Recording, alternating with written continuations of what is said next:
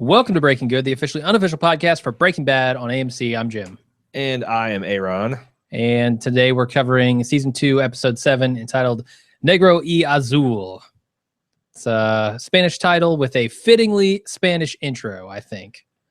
Black and blue, oh, black and blue, oh. This, well, before we get into the recap, you want to tell us a little bit about the writer, the director. I know you do. I want to see it on your face. I want to tell people about some stuff.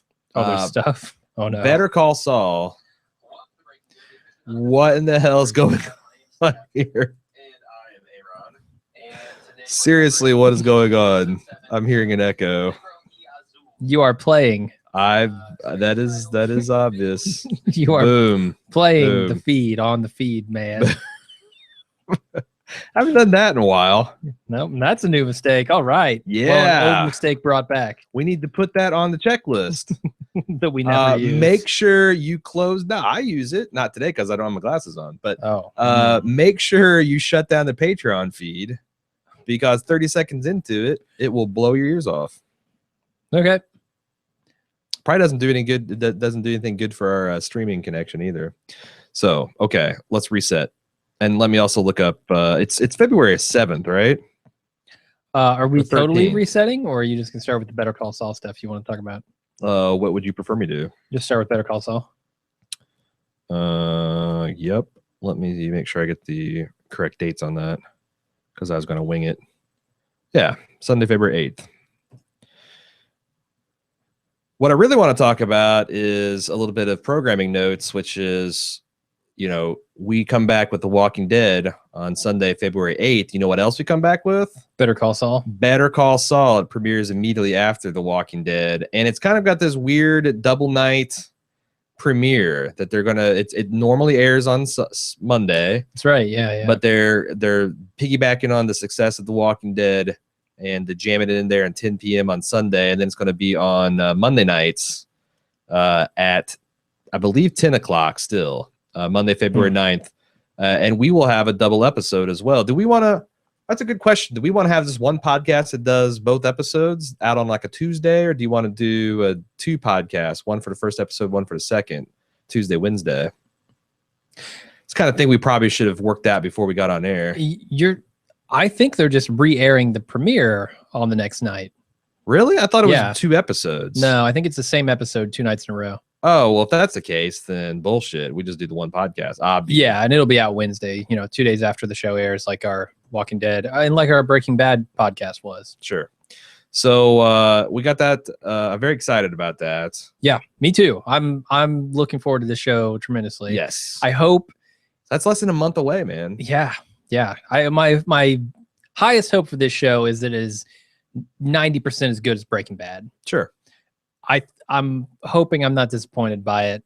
But I mean, it's Vince Gilligan. It has so many people from Breaking Bad. They care so much. I don't know how it could possibly be terrible. Yeah, and I talked to some of the cast and crew in Albuquerque that have worked on, both. Yeah. And I asked them, after I got to know them a while, and I'm like, so what's your honest opinion on Better Call Saul? And they're either really good liars or they really are believe in the project, because one gave me an answer. I'm not going to name any names in case I get them in trouble, but it's like, the same people working on it, and we brought the same kind of passion, commitment to the story and the characters that we brought to Breaking Bad. Yeah, I don't think you'd get anybody in trouble with that statement, even if you did name names. But so that's pretty exciting. I mean, if you're a virgin to the show, it's kind of cool because you'll get to see the episode called Better Call Saul that launched the spinoff the next week. And we'll get to meet this interesting character. I guess my hope is it's same quality and commitment to storytelling Breaking Bad, but with more of the black humor from the first few seasons. Yeah, that's the part that I'm not so sure about, the humor. Like, if they can nail the same tone as Breaking Bad had, that'll be great. I just don't know that. Like, how do you build the drama? Yeah, what's the core story of Saul that they're trying to tell? If what would be Vince's elevator pitch? Like, because the character of Saul doesn't seem like that intense of a character when you compare him to Walt White. Like, Walter White is a man dying of cancer who decides to go cook meth. Right. to support his family. There is a lot of drama built into that story. That's true. Saul's just a criminal lawyer. Yeah, he's a criminal lawyer. Maybe you can go with the criminal part, like really heavy on the criminal lawyer part of Saul Goodman, and have it come out, drama heavy and with the black humor, which I like. So, as far as this episode, episode 207, Negro y Azul, is directed by Felix Enriquez Alcala. I hope I pronounced his name correctly. Yep, perfect. And I don't know. He's done a lot of stuff. He's a continuing actor director. He's done many episodes of The Good Wife, many episodes of Criminal Minds, Southland, Revolution, Grimm, Stargate Universe, just tons of stuff. All right. Breaking Bad. He only did one episode of Breaking Bad. Terminator, Sarah Connor Chronicles. Oh, okay. Criminally underrated, at least the first season. Yeah. I can't believe that show got canceled so quickly. Lots of ER. He's going back. Battlestar Galactica. I mean, just tons of stuff. House. And it was written by John Sheben, which was a collaborator of Vince Gilligan on The X-Files. Okay. So I thought that was pretty cool. And he wrote, he was a producer a credited producer on 36 episodes of Breaking Bad. And he wrote 4 of them as the credited writer. So he worked with Vince on The Lone Gunman, the spinoff of X-Files, for 13 episodes, 22 episodes of the X-Files.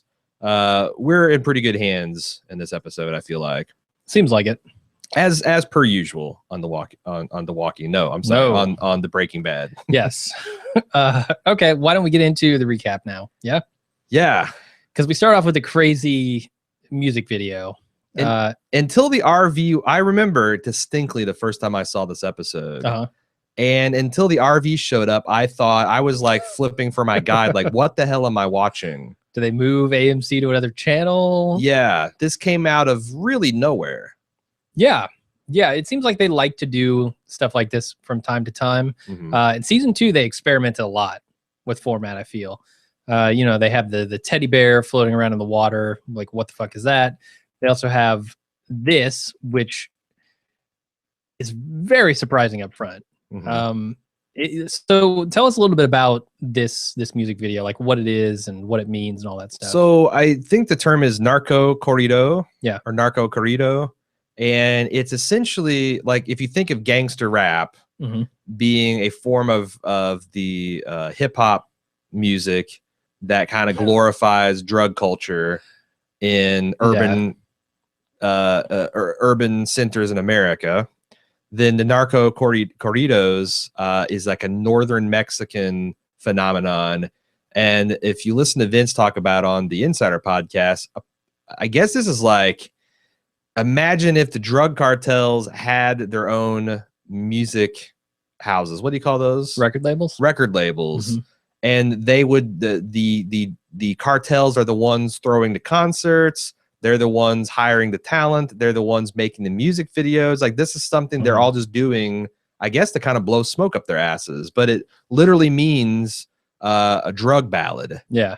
And it's these stories about, drug dealers versus cops and the bad things that happen and the good things that happen and having a lot of wealth and guns and money and all the things we see in this video. This is the one, the Ballad of Heisenberg, I think is its actual name. Yeah, and it tells the story of, Heisenberg coming on the scene and kind of the cartel, like, saying, who the fuck is this new guy? Yeah. And Heisenberg ends up face down, assumedly dead in the desert. So this is a video that launched a lot of popular fan theories. And I'm not going to go into all of them because some of them, a lot of them perpetrated by you yourself. Yeah, no, I thought that this was the key, for the longest time, the key to understanding what was going to happen in the finale. And I'm not going to spoil anything, but I just want you to know that, trying to put you, the virgin viewers, into the mindset of the community, this thing was seen as very significant because you've got,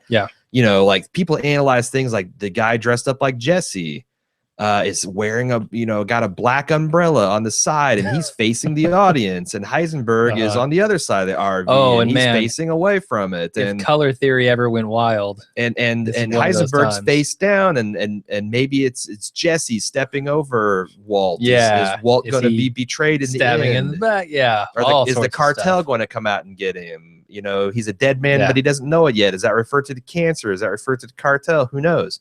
And there are many, many possibilities that are wide open until the very end of the series. So go wild and feel free to speculate. I'm certainly not going to discourage you from doing so. One thing I tried to get down to the bottom of was who was playing Heisenberg in this video, because I thought it was Aaron Paul. I thought it looked a lot like Aaron Paul, although in this season of Breaking Bad, he didn't have his head shaved. No, he didn't, and he had like a scruffy kind of beard going on, and just like a little bit. Yeah, so I posted in a forum if anybody knew, and Shane the Bowman, I guess, knows some people involved in production, and he asked, and people were like, shit, we don't know. And they asked people that they knew that were in a production, and the best guess was that it's some bald crew member. Yeah, that they just threw a jacket on. And in fact, I think Vince said as much in the Insider video or the Insider podcast. Yeah, it's weird that they didn't use the stand-in for Walt for that, because that guy doesn't look a lot. I mean, they didn't get Joe Griffinberg until like season 5, and the guy that they got as his stand-in / body double does not look a lot like Vince Gilligan. So you're telling me that there is another bald guy on the set who looks more like Bryan Cranston, and they did not use him as the body double? That's exactly what I'm saying. Why? Okay. But I think that they just took a lot of pains to make this look like an authentic narco corrido video, and I guess they watched a ton of them on YouTube, and they said the defining nature of it is this, lots of money, lots of drugs, lots of Chevy Escalades, lots of really cheesy. It's exactly what I think when I think like 50 Cent, right? Well, I mean, but maybe if he made videos back in 2002 with an IBM PC, you know what it reminded me of? It reminded me of the low rent option. The Beastie Boys "What You Want" video. All right, where it's like just a whole bunch of like really lo-fi digital effects and crazy wipes and slow-mo and stuff like that. But I guess it's incredibly authentic, and that is a real narco corrido band, which was tough to find because the vast majority of them, if they're in the United States, are here illegally. And Sony wanted to make sure that everyone had to, obviously they don't want to be hiring undocumented illegal people to work on a television production. So it was kind of tricky to find ones that was both authentic and could actually legally make music on camera in the United States. But it's a very, very unorthodox way to begin a series, but yet it totally worked. Yeah, no, I loved it. Second time around, it's even better because when you're in on the whole thing, like the first time around, you're confused. The second time around, you're like, oh yeah, I can enjoy this now. Sure. Anyway, so then we go to Walt trying to teach a failing student about the importance of chemical bonds. And the kid, doesn't understand. He's like, oh yeah, I studied real hard. Walt's like, don't bullshit a bullshitter. And he sends the kid off with an F, and Walt calls Jesse and leaves a message on his voicemail telling him to forget about handling Spooge. Did you I remember the first time I saw this video or saw this episode when I saw Danny Trejo in the credits. I'm like, oh my God, this is going to be fucking wild. It was pretty wild because I'd known him from the Robert Rodriguez movies. Yeah. He was in like Spy Kids. I think he was in one of the Desperados. He was in Spy Kids. He was definitely in the Quentin Tarantino. What was that vampire? Dusk Till Dawn. Yeah. And he's kind of quietly building up his name as a badass. This like rugged, crater-faced badass. And now he's in movies called Badass, I think. Yeah, or Machete. Machete, yeah. Which, have you seen the Machetes? I have. I started watching one and I was like, this is ridiculous. You did? Oh wow. That's usually not a problem for you. No, I don't think it would have been. I just wasn't in the mood for it at the time. Like I was in the mood for something a little more serious. Yeah, I mean, if you took like Undercover Brother like that over the top, like there's an official organization called the Man, and there's a covert black community of espionage people that are fighting him. If you took that and combined it with the craziness of like the Crank series, that's Machete, only for the Latino community. And there are several of them. Yeah. So one of the things is, like, if you look at this theme, the themes in the episode are talking about bonds. Yeah. And I think, obviously one thing to look at is Jesse and Jane. How is their relationship establishing, and also talk about bonds that are dissolving and possibly bonds forming anew in the form of Skylar and Binnicky and Skylar and Walt. Do you think that that's like too on the nose, or is that where Villigan's going? I was a little confused watching this episode. I was looking for those chemical bonds. I was looking for the compelling reasons that all of these people are together. The things that hold us together. Yeah.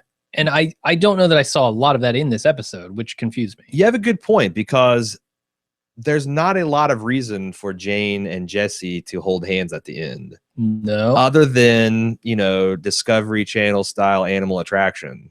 They're both pretty people, and they both kind of have like mysterious, you can tell they both have secrets that they're not telling about each other. Sure. Even at this, like, she's made these vague references about her father being kind of a ball buster. And you can also tell when Walt shows up purporting to be his father that she kind of instantly takes a dislike to him. So there's a lot going on under the surface between those two. And also, you don't understand what's going on with Walt and Skylar and Binnicky. Because clearly Walt doesn't know that Binnicky is Mr. Grabby Hands, or why Marie refers to him as because that. Skylar lied about why she left the company. Yeah. Something that she was, apparently frank about Marie, and we don't know the nature of Skylar and Binnicky's relationship. We also don't know. We know that Skylar's kind of shocked to hear that he's divorced now, because that was one of her like, well, it'll be fine because he's married and he doesn't want. Yeah. So I have a pretty clear idea in my head, and maybe it's because I've, seen where this all goes. But as far as I can tell in this episode, we are supposed to understand that Skylar obviously worked at Binnicky before, but Binnicky, Ted's dad, was alive at that point and running the company. Yep. He got a little grabby when they got drunk at some party, like company party potentially. And she had to quit over that. And she never told Walt that, but she did tell Marie that.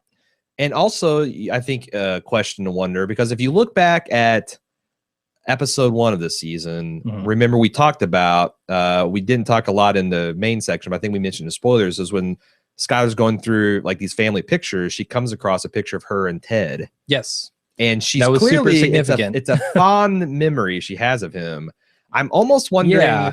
I feel like that we're supposed to get the idea that she's not telling the truth to anyone. Even like Marie. Mr. Grabby Hands is a story she told Marie. I can't work around these welding chemicals is what she told Walt. I wonder how inappropriate their relationship actually got. I mean, it's a good question. I don't know why Mr. Grabby Hands, seeing a picture of Mr. Grabby Hands would make her smile. If there wasn't more there. I don't think he was Grabby Hands. I think it was like a mutual. I get what you're saying. Both went too far. I'm not saying. I just can't come up with a reason. They must be implying something extra. I think Skylar went too. I think they both went too far. Not maybe to the point where they had an actual affair, but maybe his wife, he calls her Mrs. Grabby Hands. Yeah, Skylar, she's Mrs. Grabby Hands. Skylar got drunk at a party. She grabbed my butt. That's how they check into their hotel when they have their illicit affair. Mr. and Mrs. Really, Grabby sir? Hands. Really, your name is Grabby Hands? It's Grabbe. Grabbe Hans. Thank you very much. It's German. I will not have you mispronouncing. I will not have you disrespecting my heritage.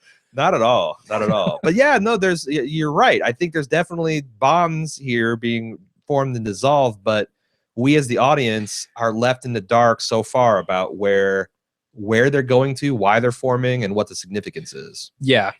So that was a little confusing.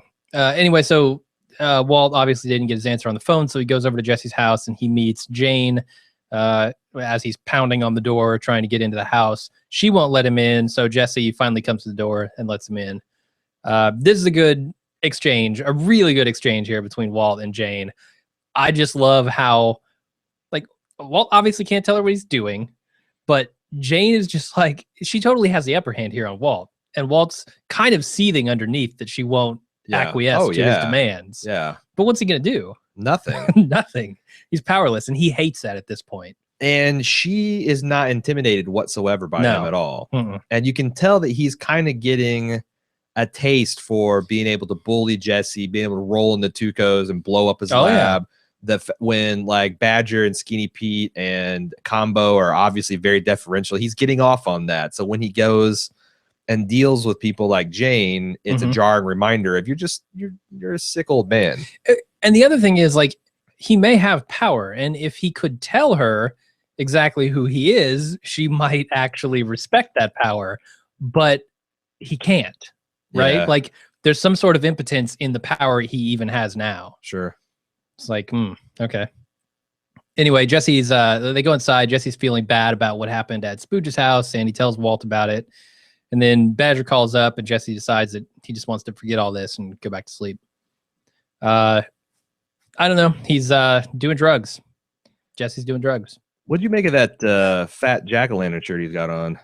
Sweet. I love it.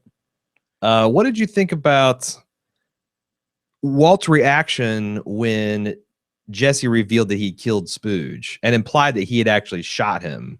Oh, Walt was horrified. Was he But yeah, was he really horrified, or was he actually thinking that he underestimated Jesse? I think he was definitely surprised. And I thought there was a little bit of horror in there. Like, I can't believe that this person actually just killed someone. I mean, even though Walt has killed people, Walt has always had in his mind really, really good reasons to do so. And I feel self-defense, not over like a couple $1,000s. That's the big difference. Like, I think when Walt said deal with it, he didn't actually mean to go kill the guy. Sure.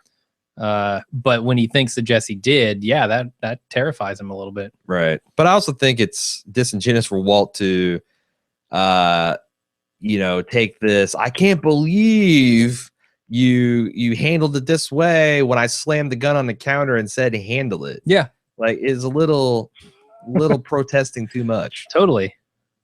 Anyway, are we ready to move on? Sure. Okay. We go to Texas. Hank is there in his new job. He's trying to make friends with his usual shtick, but it is not working on these people. No one thinks he's funny. Everyone kind of looks down on him as the new guy. And they all speak Spanish, and he doesn't. And that becomes a very clear problem later on. He's just out of place here, Yeah, and it's obviously, I feel like the DEA agents down in Juarez, or actually El Paso, they've got the right of it. Like, you really should bother to learn the language of the people that you're fighting against. Art of war. You really should understand their culture, how they think, to better prosecute it. Now, I guess Hank's had the luxury being in Albuquerque to where he didn't have to do that. Yeah.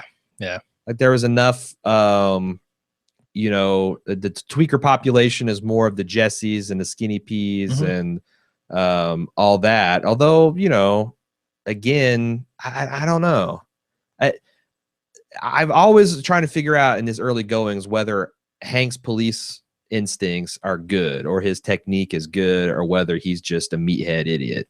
I think the drug scene in Albuquerque has shaped him to the point where he is good in his techniques and he has the tools he needs to thrive in that setting. But when he goes to El Paso, it is a very different scene. He's just doing so much low-level street crime. Like his kind of, the go back to The Wire, his Herc and Carver routine that he's got with Gomi works in Albuquerque because you're just doing rip and runs. You're doing low-level street crime. Yeah. If you work your way. Look who he was busting in the first episode, Emilio and Jesse. Yeah, and even Tuco was crazy, but he's like a very low-level, very lowest rung of the cartel organization. Yeah. And when you go down, they're actually operating in Mexico. Yeah. with the federales and all that stuff, that's a whole other ball game. You got, it's a whole other level of integration you have to to work with that. That's arguably as real as it gets. Sure. In drug enforcement. Sure. Yeah. Although this guy who's talking to him about the art of war, and he's giving him Jesus statues, and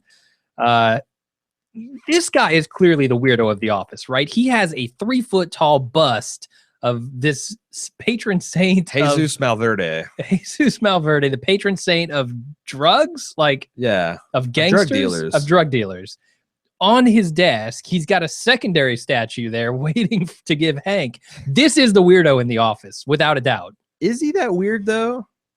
And he is. Look, if you look around at everybody else's desk, they're all like normal desks, and this guy has fucking statues in his cubicle. It's just weird. Yeah, I don't know. It seems like Hank at some point is like turned off by the it's not glorification, but the understanding and trying to work with these drug dealers. Oh yeah, when they meet with Danny Trejo, you can definitely tell that. He's like, why are we dealing with this guy? Let's just bust him and get the info, crack his knuckle or crack his head. Right. Do you know this? It's funny, this Jesus Malverde, which is not a real saint. He's not like saint in the Catholic Church sense of the word. Yeah. But he's got this kind of like he's like the Robin Hood of Mexico. I did a little bit of research into it.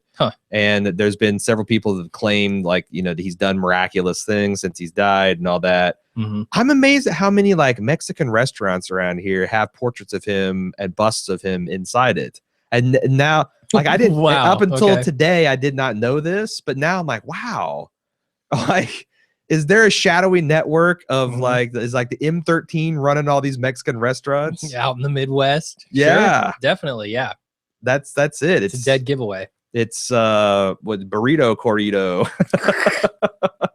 Yeah, Chipotle's are in on it, man. Chipotle's a big front. That's for Mexican cartel drug operations for sure. No, they're the lightweight. They're the Jesse and Walt operation that the authentic places are going to, the El Rodeos, El Rodeos, and La Haciendas of the world are going to run them out one of these nights. All right. But I thought there's one point from Ari at Cereal. He's talked about that the shot selection of Hank looking at this Jesus Malverde exactly mirrored the shot of him looking at Tuco's grill on his desk. Remember that, where it's like you saw Tuco's grill, and then it focused back in Hank's face. It does the same kind of camera move from the same angle, showing his kind of being uncomfortable around these trophies or mementos of these gangsters. Sure. I mean, if you look at, you know, I mean, Hank had a panic attack just an episode or two ago. About to have another one. That's the thing. Like, look at the traumatic events that happened in this episode to Hank. What's that going to do to him, right? Sure.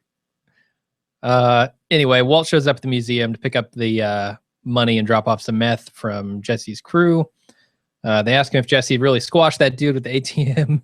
Walt doesn't actually confirm it, but he realizes at this point that everyone has heard about it and that he can turn that to his advantage. Smart guy, that Walter White. Yeah, I thought it was interesting. First of all, the Atomic Museum and Combo and Badger and Skinny P, lots of like low rent comedy. Oh yeah, like, you know, the Mushroom Cloud's a satellite picture of your farts, and that's the thing I love about Vince Gilligan. You know, he does do a lot of highbrow stuff, but at the same time, he will just go for it. He can roll extraordinarily lowbrow. Oh yeah. I thought it was really a subtle piece of imagery that, you know, Skinny P making a big deal out of the fact that the Fat Boy replica is a fake. It looks dangerous. It looks like something deadly, but it's fake. It's a blowfish. It's Jesse. Yeah. A lot of that kind of overt imagery in this episode, and it's all a lot around the museum itself. Skylar's applying for a job at the Beneke offices where she worked 4 years ago. Secretary was not having any of her bullshit. No, but it's not really the secretary's place. Call her on her bullshit. Like, if a pregnant woman wants to come in and apply, she doesn't need dirty looks from the secretary. Let HR give her the dirty looks. Let someone else give her the dirty looks if dirty looks are warranted. Which I'm not saying they are. I don't know. the secretaries I've known, or I guess you'd call them the greeters at that point. All right. They're not really blanket statement alert. Here we go. I'm just saying that it seems like that their kind of job is to be the bouncer of the company. Like every fucking salesperson, every fucking telecommunications guy who wants to flip your contracts, who walks in that door, every toner salesman, every computer, everybody coming in there, every vendor, they're the first line of defense to keep them from the important people. And I think sometimes the right personality type can go too far with that, to where they start just like, you know, bouncing everybody. And I think there's a legitimate reason to be skeptical of a woman as far along in the pregnancy as Skylar. You know, coming to work is like, hey, I want a job, and 2 months from now I'm going to quit and you'll never see me again. Especially when she found out that she'd worked there previously and quit. She pat her belly, like, you know, I had a family. That really kicked into like, oh, okay, well, sure, we've been through this once. Yeah, we'll keep your resume on file then. Yeah. And if it not been for Skylar taking matters in her own hand, you know. Well, they've gone green, hey, Ron. They've gone green. She doesn't have to quit because of the chemicals anymore. They've gone sky blue now. Yeah, so Ted, she meets with Ted, the owner of the company, and after catching up, he offers her old job back. You know, you can see a little bit of tension when their spouses are mentioned in this scene, especially on Skylar's face, where she has to kind of pretend that everything is normal with Walt, and the Walt's just plugging along. But it's not the kind of tension of like, Mr. Grabby Hands, you did something really appropriate. I hope you don't grope me again. It's the kind of tension of like, oh, this guy's handsome, and oh, she's hot, but oh, she's 8 months pregnant with some other dude's bed. And you know, that it's more that kind of tension. And Ted doesn't act like a guy who is ashamed that he acted inappropriate with a woman either. No, he doesn't. It's the awkwardness of, I don't know, like something that could have been like you had a good friend you almost hooked up with and you guys didn't, and you haven't seen him for a long time. It's definitely that chemistry I was getting. Yeah, no, you're right about that. Anyway, Walt then tells Jesse that they need to expand their territory, and tells Jesse that he's a blowfish. And Jesse buys that, man. Does Jesse ever buy that? He loves being that blowfish. Who messes with the blowfish? Everything? Aside from Hootie. Anything that's too smart, like, to see that it's just a facade? Like, you're not gonna, but I don't know. I don't know that you're gonna swallow a blowfish. That's gonna kill you. No, but you wait around and you go, oh yeah, the blowfish wasn't actually as big as I thought he was. If he's found out. If carnivorous fish had opposable thumbs, could use ice picks, the blowfish is doomed. He's got nothing. Just punch a hole in him. And that's the thing. Like, the blowfish isn't gonna kick your ass, but good luck getting it down your gullet. That's the thing. Like, it's not exactly all smoke and mirrors. You know, there was this there's this image that went on around Reddit a couple years back that purported to be a Breaking Bad fighting game, like Street Fighter 2 style art, and the stage was like in front of the RV, and it had Walt versus Jesse, and like Walt was in his tighty whities and the green apron and his head shaved, and Jesse was dressed up like crazy Jesse. And they had beakers in their hands and like health bars. Looked a little like Dive Kick, honestly. Yeah, well, this is to say it looks like a low rent Street Fighter. Sure. I think that would be a really cool idea, though, because you think like Jesse's like special attack, he could swell up like a blowfish, or he could summon a massive ATM. Like, that's his finishing move. He summons an ATM and drops it on someone's head. Blow chili powder in your face. Walt's got the fulminated mercury. Combo's got his nuclear farts. Like that, there's a lot. I think there's a lot of stuff there. There's potential there. You call in assistance, you know. Sure, should make it. Saul tags in. So I couldn't help but notice in the scene how oblivious Walt seems to be to the game still. You know, I mean, he's got this idea that he's just going to, with this new reputation that Jesse has, roll all of these guys up and say, "This is now my territory." I think Jesse is more right. I think Jesse understands that it's not going to be that easy, even with the reputation, to just go into these guys' territory. They're going to have to battle it out with these guys.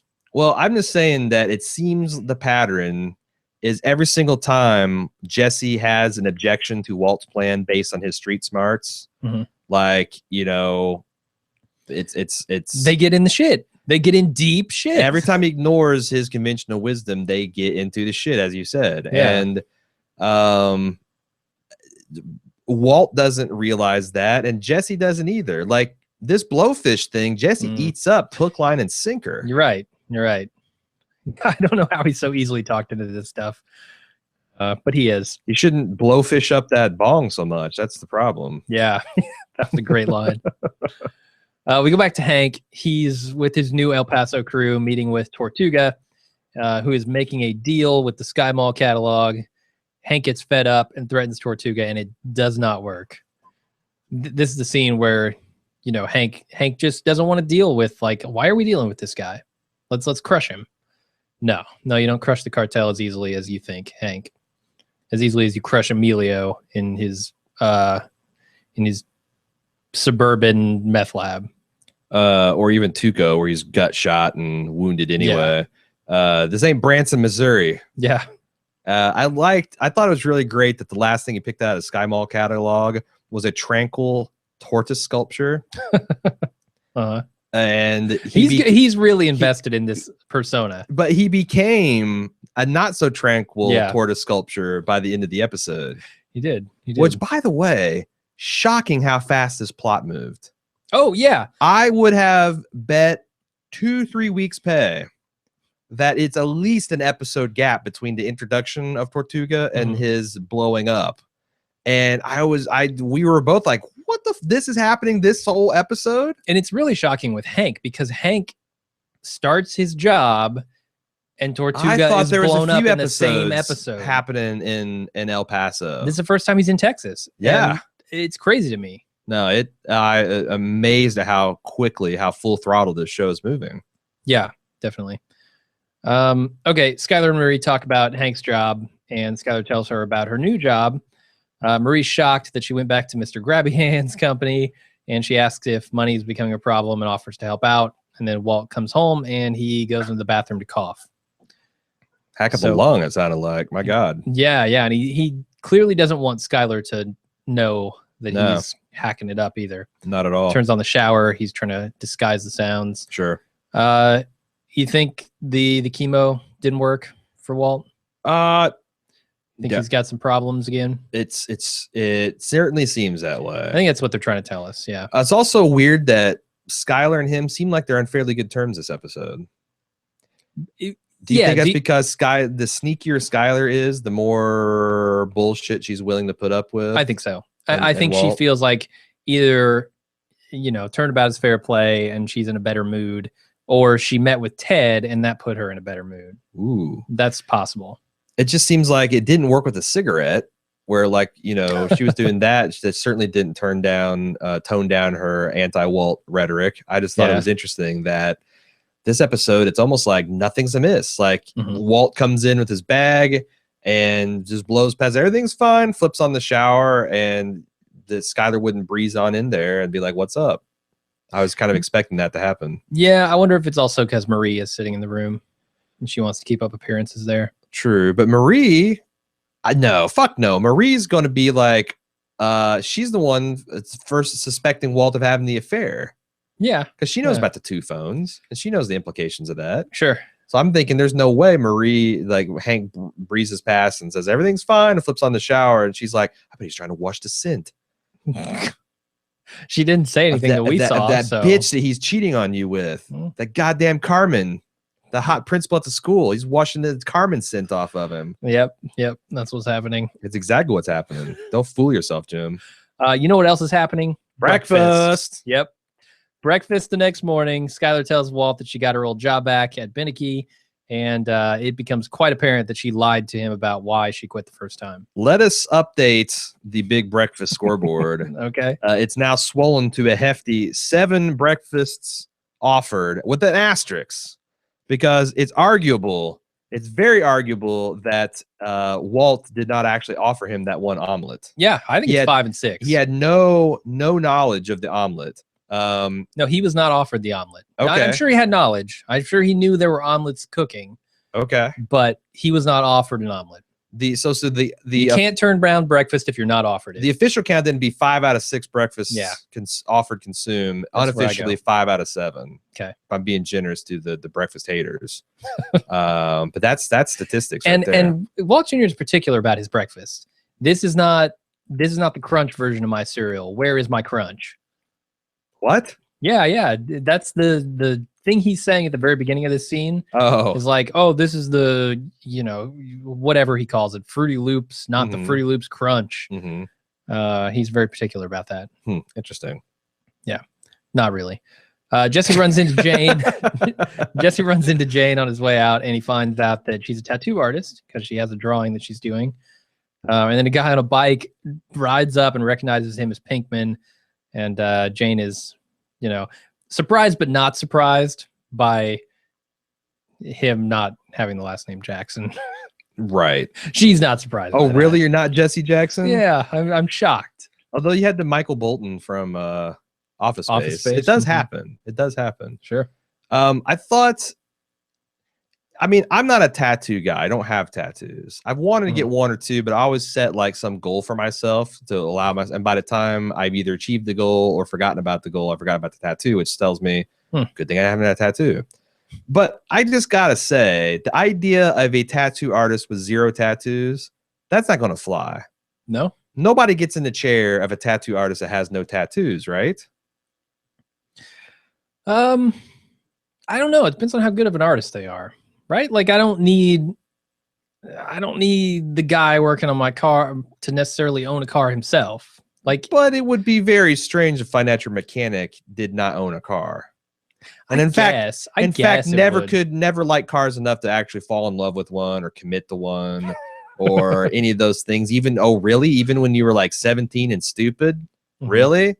I don't know. That felt a little too. It's the most unrealistic, preposterous thing that's ever happened on Breaking Bad. A successful tattoo artist that has no ink. It is a little weird. I'll grant you that. It's because every tattoo artist I've ever seen is like the other extreme. Sure. They're tatted from hell to breakfast. Yeah. Face, neck, everything. Palms of their hands, for Christ's sake.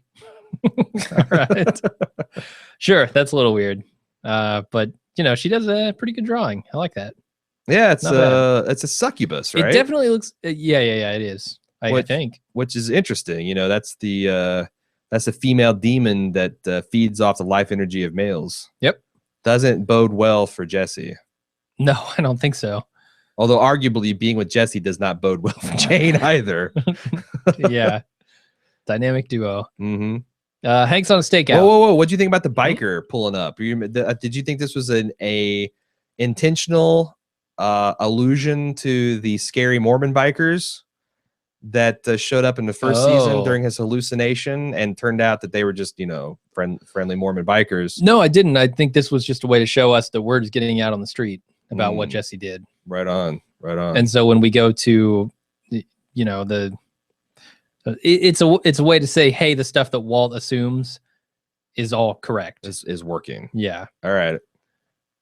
Anyway, Hank's on stakeout in the desert, and his comrades are making fun of him. Hank spots Tortuga in the desert, and they rush down, and they find his head on a turtle, and it explodes, taking out most of the DEA agents, most of their legs, most of their everything. Does anybody die in this explosion? Can you tell? Or does that guy just lose his leg? I don't think Hank got the tourniquet on even through his panic attack. Arguably, Hank's panic attack saved him. Yes, because he was like, I got to get away from this. He goes over to the truck. He's far enough away that the explosion doesn't hurt him. Yeah, what do you think of that? Like, it's an obvious weakness in a law enforcement officer to suffer from post-traumatic stress-induced panic attacks. Sure. During stressful situations.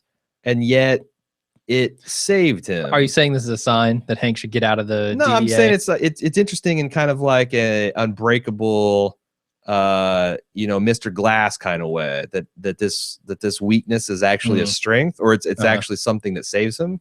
Yeah, I mean, in certain scenarios, weaknesses are strengths, I think. But I look at this as just one of those happy coincidences that happens in life, mean, it's not. I don't think they were trying to tell us anything about Hank in this scene, anything more than they've already told us with this panic attack before. But I think they were just showing us a scenario that is coincidental but not unlikely. I totally bought that Hank would react that way, and that might be just enough to get him out of harm's way. Right. Anyway, I thought the turtle stuff was awesome. I mean, really good practical effect. Oh yeah, it looked like Danny Trejo's head. The head they've got on there is great. Yeah. And I really like. I've got that you do too, because Cecily made a bunch of those magnets for our Breaking Bad finale party. One of them is the Tortuga on the Tortuga. Yeah. And I like that turtles all the way down. The cartel has a sense of humor about this, you know. Yeah, hola DEA on the turtle with Tortuga's head on it. Yeah, I like it. Anyway, Jesse meets up with his crew at the museum, and he tells them to get more guys working under him because they're going global. He goes outside where Walt tells him that they're not charging enough and they need to up the price. I thought it was interesting that Jesse begins the episode, this again, banging home this blowfish routine. He's wearing a giant jack-o'-lantern shirt. A jack-o'-lantern is a pumpkin that's carved to look scary. Hollow. Yep. Hollowed out. You know, is going to blow. It's something that looks scary and intimidating that it's not.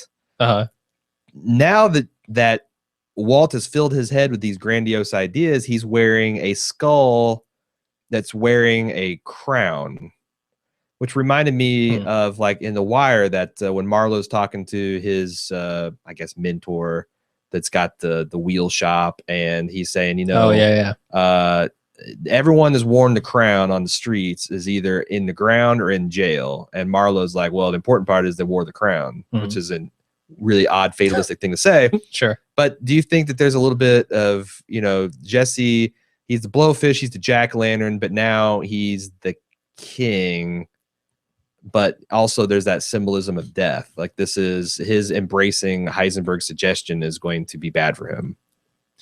It's possible. I don't want to, you know, get into any spoilers, but I think, you know, there's certainly a 180 in Jesse's demeanor in this episode, spurred on by this blowfish talk. Because in that car, he is pumped. He is ready to go, man. Right. I think he does feel like he's on top, and like he's taken this weakness, this you know, crippling depression after seeing Spooge get crushed, and turned it into something positive for him. Right. Kind of like we talked about with Hank. Like, you know, same thing with the nachos, spicy nachos to tear your asshole up. And following where are you going? Following Walt's advice is going to Walt's advice is like spicy nachos. It's like what is the benefit of the spicy nachos? Your asshole out. Just taste good. Where's the benefit of the blowfish? You scare off predators. Well, there you go. No, you didn't draw any. Never mind. I didn't expect you to play along that much. Anyway, what do you think about the idea that they're not charging enough? Do you think that they have cornered the market, as Walt says? No, I think this is step one, corner the market. Step two, raise prices. Not step one, theorize that the market is able to be cornered and that we can corner it. And step two, raise. I mean, yeah. So I think I'm with you. I think that this is premature to start raising prices and saying we've got the market. It's as poorly thought out as the whole. Let's just claim Albuquerque for ours. Yes. Let's put the crown on our skulls. Sure. All right, we go to Skylar. She's unpacking stuff in her new office, and Ted comes in to welcome her back. And Skylar finds out that he and his wife are split up.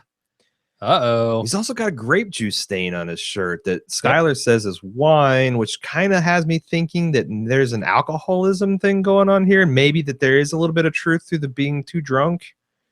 Could be. But if it's just grape juice, then no. Maybe it's blood. Maybe he has a dungeon where he tortures people. Yeah, spoiler alert, Ted Beneke is actually the other kingpin in Albuquerque. Yes. And just wait. He put Tortuga's head on that turtle. It ain't welding fumes that drove Skylar off. That's straight up, you know, red phosphor and water. Shit you don't want to breathe. Sure. Anyway, so that's that scene. They're going to have lunch like old times. Whoa. Yeah. Him and his wife split up. That's the thing that. Yeah, what's going on in Skylar's head there?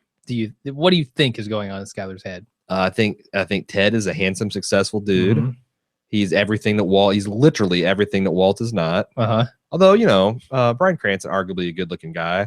Bryan Cranston in the pilot, not a good-looking guy. No, he's frumpy.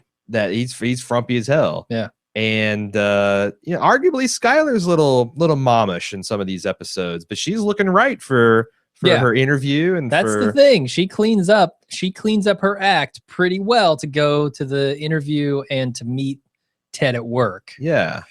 I don't like that. That's one of the tragedies is like if Walt and or Skylar had put as much work into their relationship as they do in some of their other side ventures, like they would have a really, really good relationship. Probably, yeah. But they don't, and they don't, and they don't. So that's how it goes.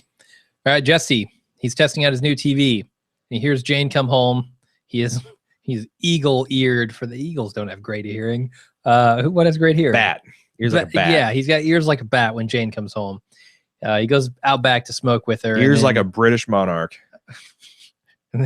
He confesses that, you know, he's not who he said he was.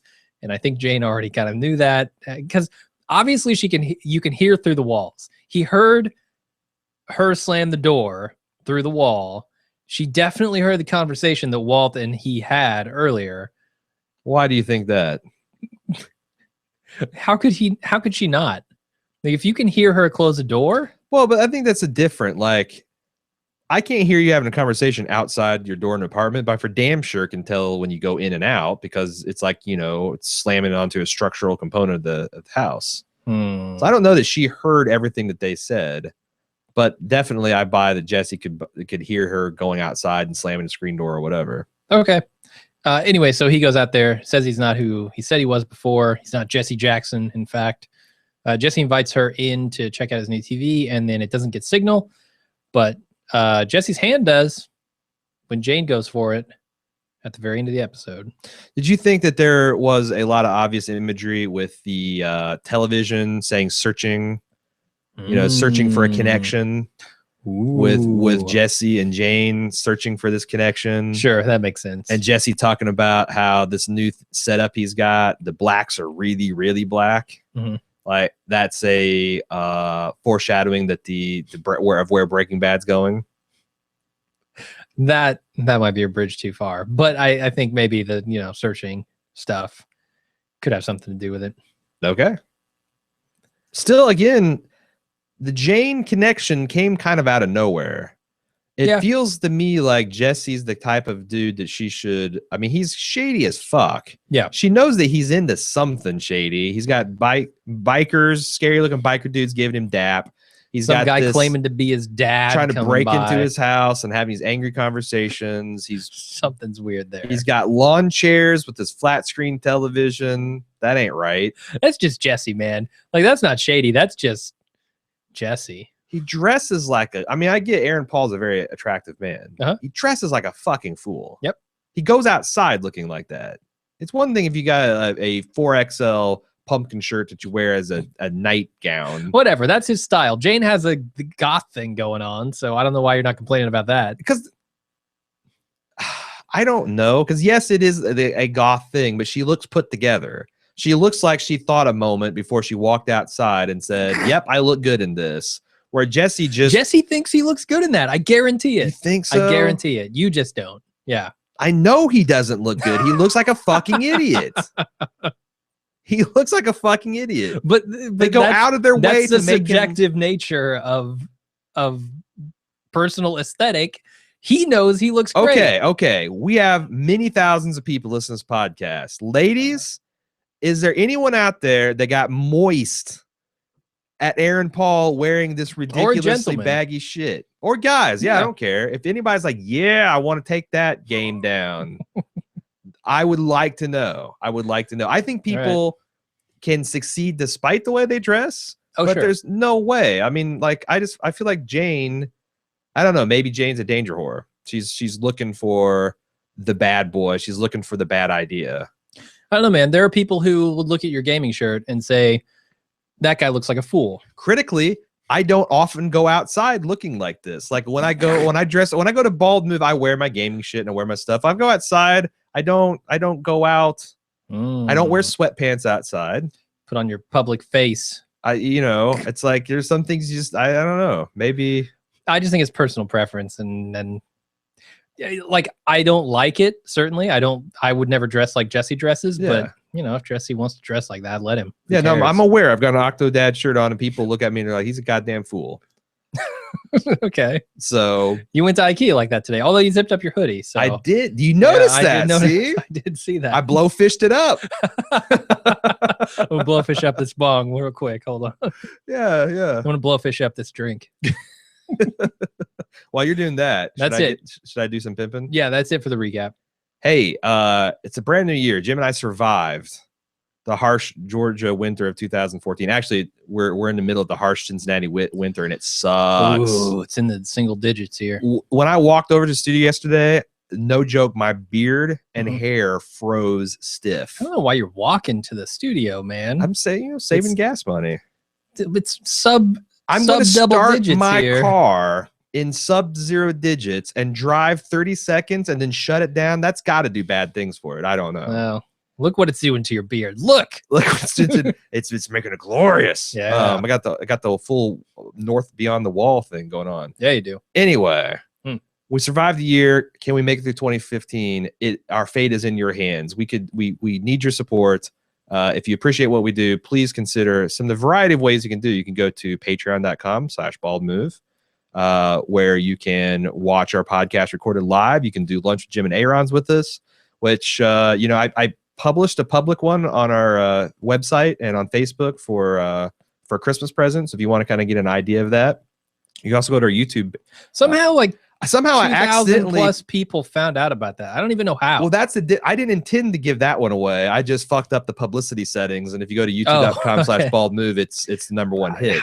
I don't even understand how 2,000 people saw that. I don't either. But hey, I'm glad. I'm glad a lot of people got to enjoy it. Yeah. You can go to subbable.com/baldmove and commission us to do a podcast. That seems to be a popular option. We got a bunch of really cool ones coming out. Yep. You can go shop on Amazon using the amazon.baldmove.com link. Bottom line is go to support.baldmove.com. If you like what we're doing, find out the best way that works for you personally to support us and do that, because we really, really could use it and we really appreciate it. It's what allows us to do like the insane February schedule where we're going to be doing 5 different shows. Yeah. And working our podcasting our podcasting fingers to the bone. Ooh, yeah. But yeah, we appreciate everybody that's helped us and encourage those that haven't to do so. Definitely. Boom, done. Let's talk some feedback, shall we? Yep. Alex M says, I can't believe you guys skipped over the most venomous, soul-searing fuck you ever uttered on or off camera. When Walt said that to Gretchen in the restaurant, I actually made the exact same face as Gretchen as I felt the fuck ripples emanating from the television. Fuck ripples. A total shock and awe moment. Yeah, no, he's right. It also shows the depth of Walt and Gretchen's relationship, that they clearly knew each other well enough to push each other's most sensitive buttons. I felt like I was watching a tennis match between rivals who know the other player and their weaknesses intimately. That's one thing that I think they need to do a better job of mining is arguments, just straight up arguments on TV. I mean, yeah, Fox has kind of got that market cornered, but I think if you just had people arguing about inane things, it would be fun to watch. Now that's reality TV, isn't it? But that of all sorts. That's the thing about reality television is none of that shit's real. Yeah, I want to see real arguments between real people. Yeah, push it like how mad can this person get the other person? And just for sport, not to prove a point, not for anything, just how mad can you make somebody? Well, I'm going to wait 3 or 4 weeks for you to forget this. And then on a lunch with Jim and Aaron, I'm going to do it because I've got a pretty good idea. Watch out. I think I can get you to go zero. I think I get you to go 0 to red line in about 5 minutes. We'll test that. We'll test that myth. All right. Anyways, look forward to that. Alex, another reason to subscribe on Patreon. You don't want to miss that. Alex M continues, for Gretchen, it was her family background and her need to feel like she earned her success. And for Walt, it was obviously his pride. She almost loses it as Walt accuses her of stealing his ideas, but then regains her composure enough to devastate his sense of pride and provoke the aforementioned FU. Expertly written, directed, and acted scene. I cannot disagree. Yep. With a single one of those. He has some thoughts on Negro y Azul as well. It's amazing how Walt manipulates Jesse by using Jesse's naivete and actually pumping him up by insulting him. He's basically saying, you've got nothing going for you, but it doesn't matter if I can make you believe you do. It's the classic Dumbo and his feather, right? Sure. Dumbo had his feather. Jesse has his thought he could fly, although it worked for Dumbo. Like, it really fucking worked. He could actually fly. All right. Well, with that feather. We'll see if it works for Jesse. I also love that what Walt is saying parallels what he's doing by filling Jesse, who is clearly not capable of being dangerous at this point, at least, with hot air to make him feel dangerous. It's puffing him up, metaphorically and literally. Well, not literally.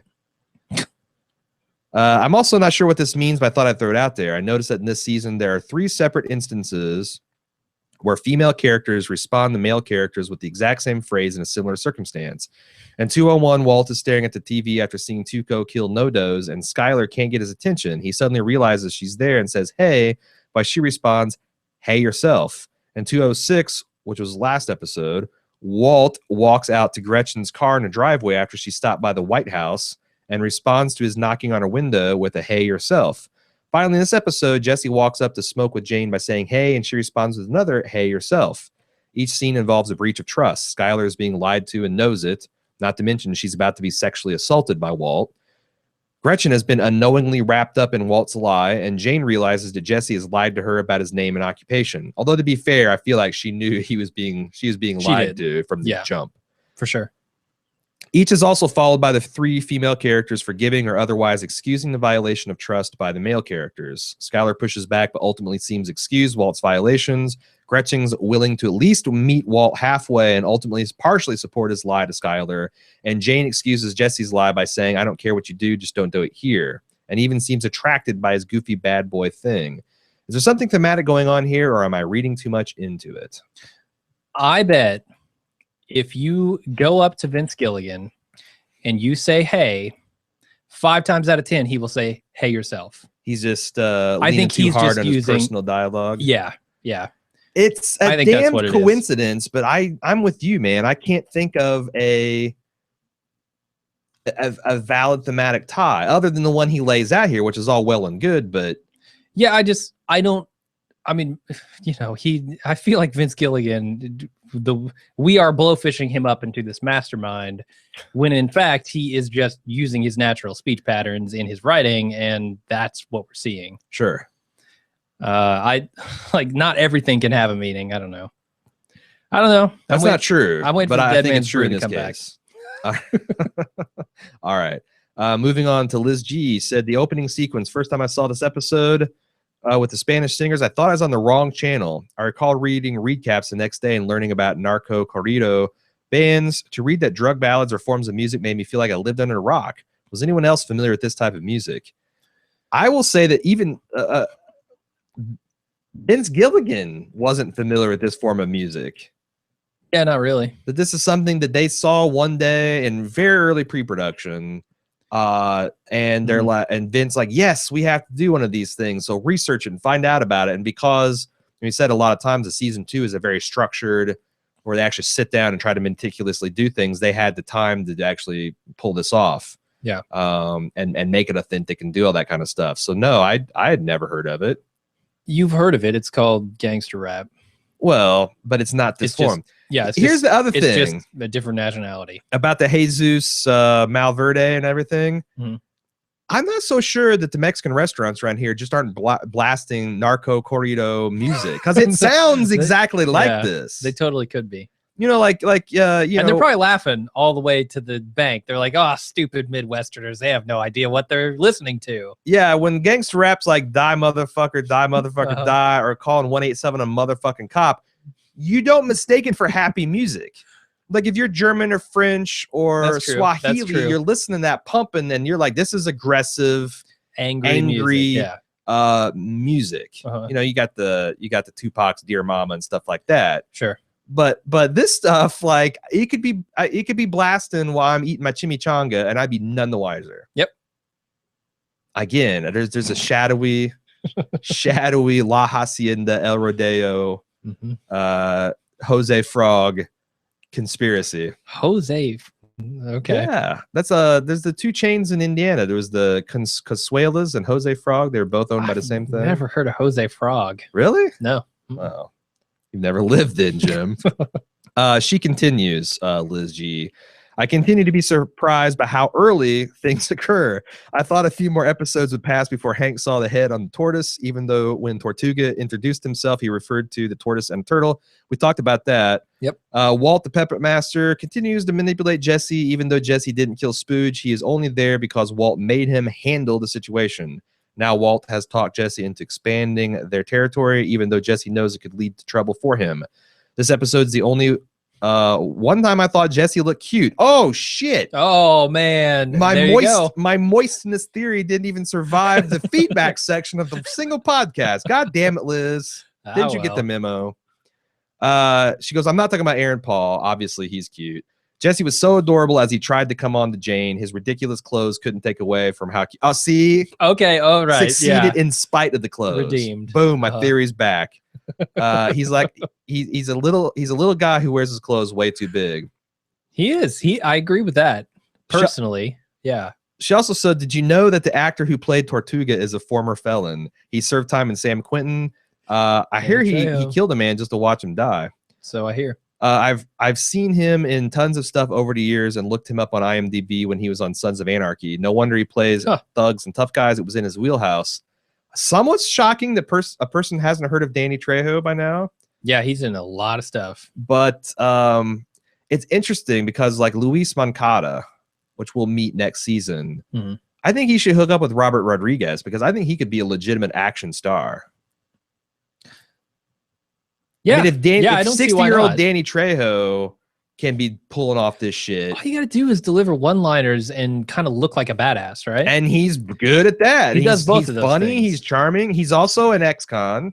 So he's got the pedigree. He's got the pedigree. Turn his life around. Gotten into acting. I think that would be really cool. That would be. Mr. Rodriguez, let's have your guy call my guy. We'll do lunch. Spencer H. One thing I thought was very interesting about this episode is that's the first time we see Skyler do something unethical. What's that? I have a bone to pick with him on that, but we'll continue. Apply for a job while she's pregnant? What's unethical about her behavior here? Knowing that no one would hire a woman as pregnant as she is, she goes to her old job where she knows Ted. Oh, okay. So that's exactly what I said. Yeah. Yeah. So she knows where Ted has feelings for her. She throws her cleavage in Ted's face, manipulates him to giving her the job. Knowing that she will need maternity leave in no time. You can tell she feels guilty about it the entire conversation, but she feels desperate for the extra income since she thought Gretchen had cut off the money for Walt's treatment. While what she did is nowhere near as bad as anything Walt had done. It's interesting to see her independently do something unethical while the same motivation and justification as Walt. There's a couple bones I have to pick. I feel scummy describing a pregnant woman trying to get work as unethical. So that's not the unethical part, in my opinion. Oh? It's going directly to Ted. Skipping the procedure, using her relationship with Ted to get the job, despite her kind of knowing that she probably wouldn't get it, given her circumstances. Yeah. I mean, I'm not prepared to say that it is totally unethical. No, and I want to go into a long, my computer just rebooted. Hold on. Either that or Wall-E just woke up from hibernation. I might have lost this podcast. We'll see. Oh, shit. Yeah. What happened? I just rebooted. I don't even know. Fucking Mac. I don't even know. Fucking Mac. Might be one of those update things. This is why you pay the Patreon bucks, people. See ball, move, fail hard. You might get to see the rare double recording. No, because we've got this audio. I'm totally gonna pull that audio if this. Well, I'm gonna reboot my computer now. What are you gonna do, motherfucker? I can do it. I can touch this button. Don't you touch dare. This button, and you're fucked. Don't we have you to dare. record this all over again. Don't you dare.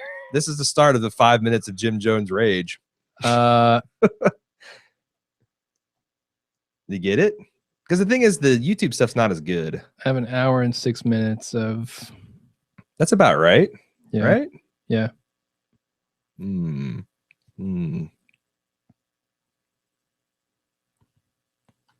Okay, so I have a sound check there. Gonna just go solo Jim Jones as he sweats. Zoom in. I'm not sweating. Push in closer. Push in closer. It's as close as I can push in. as I hit the table. Thrilled to Jim Jones as he does tech support.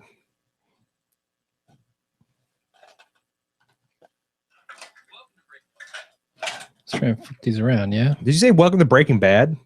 Pretty good. Okay. I got it. I'm going to have to see where we left off here, but other than that, I think we're good. Let's see. He just fucking rebooted? No, like, can I reboot? Do you want to save your files? Nope. Do you think is that a crash or was that like Probably. a plan? Really? Spencer H. One thing I thought was mildly interesting, or sorry, very interesting about this episode is that the first time we see Skyler. Okay, so you'll have Where to does it start cut with off? Spencer H. Again. Where does it cut off? It cuts off right there. What's that? I have a bone to pick with him on that. That's it. Okay. So let me chop that. Delete. And we'll start recording again. And we can just start at Spencer H. Oh, here we go. Gotta get my energy. Got my energy going. Get your energy drink. I stopped talking for 2 seconds, and I might as well refill my. I might as well re-up my intake here. Oh, I'll take my re-up. I'll retake my in-up. Let's do the whole damn thing. Pass that this way. It has been passed, sir. Blow fish up that whiskey. Okay.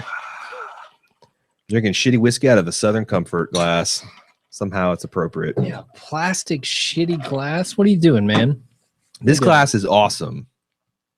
Doesn't sweat. It keeps my shit cold. It doesn't sweat. You've got a leather mat and a cup holder underneath it. This table's a work of art. You're right. You're right about that. It needs multiple layers. It needs 3 condoms. This drink is warm as shit, but well, here we go. Start with Spencer H. Spencer H says, one thing I think is very interesting about this episode is that it's the first time we see Skyler do something unethical. I have a little bone to pick with him on this point. Okay. I have several bones. This is a herring fillet of an email. a badly cleaned herring fillet. Not a typical herring. A malicious chef has just left the entire fucking skeleton in this fillet. Imagine what he could do with the blowfish. Ooh. He could kill people with that. Ooh, you wouldn't even need the bone. I mean, fuck the bones. Yeah, it's poison.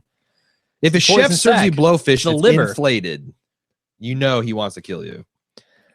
He says, knowing that no one would hire a woman as pregnant as she goes to her old job where she knows Ted has feelings for her. She throws her cleavage in Ted's face, manipulates him into giving her the job, and knowing that she will need maternity leave in no time. You can tell she feels guilty about it the entire conversation, but she feels desperate for the extra income since she thought Gretchen had cut off the money for Walt's treatment. While what she did is nowhere near as bad as anything Walt has done, it's interesting to see her independently do something unethical with the same motivation/justification as Walt. Okay, so let's talk about this for a minute. Number one, I think while it's true that no company would hire a woman as pregnant as her, I feel uncomfortable with that fact. Like, pregnant woman can't work. Like, well, I mean, that's not. That's where like honestly, my ideals of like everything being equal and equality run into the real life problem of, pregnant women go have maternity leave and they're gone for 6 to 8 weeks and sometimes they never come back. Sure. And, her history of working at this place isn't great. Yeah. She's already quit from here one time. Right. But the manipulating of Ted, that's the thing that's unethical. Do you think she's actually trying to do it? Because she wasn't as cleavagey as she could have been. No. I don't even know if there was cleavage involved. I didn't see any cleavage. No cleavage evidence. Ted had no cleavage. Skyler might have had cleavage. I didn't notice. But the idea that she is skipping the line here, she's not even going through the due process that is afforded these other people. She's definitely relying on whatever feelings that Ted has for her. Yeah. Or at least they're being acquainted. That's the part where I don't know if it's necessarily unethical, but it's a little manipulative. Yeah. At the least. You know, if they want to make something socially progressive, she could have just gone in Ted's office and be like, I'm the best goddamn bookkeeper you ever fucking had. And if you get me for 2 weeks or 2 months, it'll be worth your money. It's still going to be worth triple what you pay me. And he's like, God damn it, you're right, Skylar. You're hired. We're lucky to have you. Boom. That would have been very progressive, but probably not as true to life, sadly. Yeah. Also, it's not the first time she's done something unethical. We kind of got introduced in the series, her buying cheap shit and then trying to make it sound like it's antique stuff on eBay, which is, the Diet Coke of evil. We saw her lying to credit card companies and banks about, oh, the check is in them. Oh, I know. Oh, can you waive that? Okay. So like the kind of stuff that everyone does. Mm-hmm. But yeah, it's not the first time we've seen her be unethical. Yeah, I don't know. She's I don't know if it's super unethical to do what she does. To lie to a bank. I think that's patriotic. It's American. Yeah. On to the pizza. This is the breakfast pizza. People need you to eat a breakfast pizza, Jim. But I want to eat a breakfast pizza. I would love to eat a breakfast pizza. Unfortunately, he assumed we're still in Indianapolis. He did research. No, Cincinnati. Come on. He did research on the internet. Is telling me that Union Jack. Go back and do more. No. Find out where we live. Show up at 3 o'clock in the morning with a breakfast pizza, and make Jim eat it at gunpoint. That's what we want. Yep. So later on, we get murdered. We'll have this episode as evidence. Okay, what's his name? Let's get it on the record for sure. It's Aaron putting your life in danger, but it's Spencer making a suggestion. Oh, it's still Spencer. Okay. They also say find a Hunt's Brothers pizza location, which he says they're everywhere, and I know that I've driven past one around here, so maybe that's what we'll do. I don't know if it's going to be the institutional style that I'm wanting. That's the thing. I mean, very different styles in breakfast pizza, I'm sure. But he wishes us good luck on our quest for pizza. All right. Thank you there. I might look up a breakfast pizza recipe, and we might do that as a lunch with Jim and Aaron. Ooh, that'd be cool. I could actually bring my toaster oven over. We could bake it. Oh, perfect. On air. Perfect. Make it and bake it. We could bake it right on the table. Make it and bake it. They could right watch us bake it. Rosemary from New York says, "Hey, Aaron. Hey yourself. I'm a big fan and so far Nice. I'm a big fan and so far listener of your podcast of Mad Men and Boardwalk Empire. I'm also new to Breaking Bad via Netflix, so I really appreciate you and Jim not doing the spoilers, which is why we don't do them. Yep. Anyway, I'm just now listening to your recap of season 1, episode 7, where you're discussing Raymond Cruz playing mostly bad guys. I just want to let you know that he does play the good guy Julio Sanchez, a homicide detective for the LAPD and major crimes, which spun off. Wait. LAPD? That's not good guy. Oh, sorry. Was spun off from The Closer, where he played the same character that when that show debuted in 2005. Couldn't believe the difference between soft-spoken Julio and crazy-ass Tuco. Huh. He also plays a good guy in the Tom Clancy movie version of Clear and Present Danger. He plays Sergeant Domingo Chavez, one of my favorite characters. That's a while ago, man. Yeah, and how young was he? Pretty young, like in his early 20s, mid 20s. Yeah. Wow. He's badass and a good guy. So Jenkins B says, I must say after watching this episode, it really felt like Breaking Bad's beginning. The whiny soap opera of Jesse and Walt's relationship has been put aside, albeit after one of their worst motivational speeches ever. The blowfish. Alluding to the blowfish. Yep. Skylar finally gets busy with employment. I almost said busty. Skylar finally gets busy with employment, so none of that where is Walt's storyline. In this episode, Breaking Bad comes out of its cozy inner world shell and shows to the audience the bigger world, the impact of the new drug on a real world market, the implications of Tuco's death, the fierceness and dangerousness of the drug cartel, Jesse starting a relationship and Walt's expanding and starting to build his drug empire. To me, this is where Breaking Bad really began. This show wasn't already great in its first 12 episodes, and this is where it knocks you off your feet. That's the only thing I have minor to nitpick on this take, is that I think Breaking Bad is inarguably great in the first 12 episodes. I do too. It keeps getting better, but in a different way, which we'll talk more about in the spoiler section. Yeah, it wasn't as exciting as it gets later on, but was exciting in its own right. Smaller, more intimate, more grounded in reality story. And that's the beginning of it, yeah. It kind of comes to a peak right around episode 1202. 2012.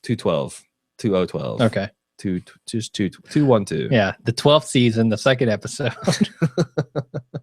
of the alternate future where Walter White becomes a cybernetic lawnmower man. It's essentially Lawnmower Man. A cybernetic Lawnmower Man? Yeah. All right.